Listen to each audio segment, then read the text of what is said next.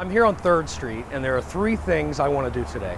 First, I live in the suburbs. A lot of my friends live in the suburbs, and they never come downtown. Some of them are afraid to come downtown. There are a lot of exciting things happening on Vine Street, and I want to show them to you. Secondly, those exciting things have cost more than $100 million when you add in Fountain Square, Over the Rhine. Where is all that money going? And the most important thing is, I want to get something to eat. The first stop, just 2 blocks north, everyone knows about Fountain Square.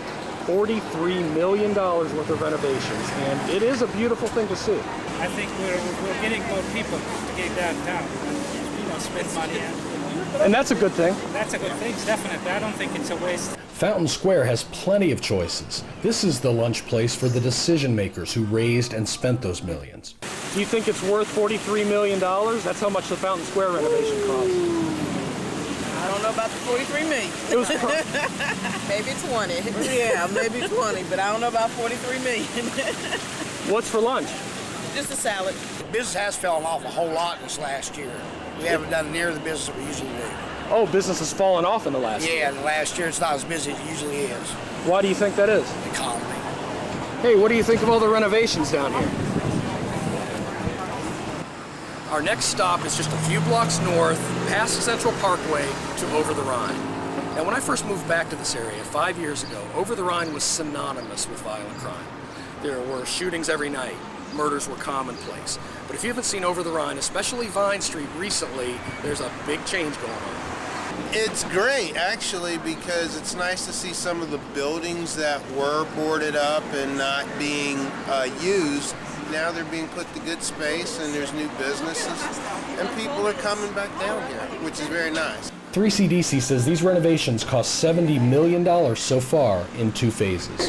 What's the special today? Well, we have a couple specials every day. We have a burger of the week. Our burger this week is a Swiss cheeseburger with a horseradish aioli.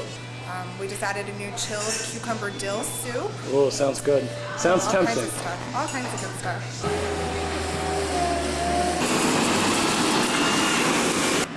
As you move north past 13th Street, it becomes more of a mix. There are still shops and galleries and condos, but also more of the old Over the Rhine. For the people who live here, this is their home, and it always has been.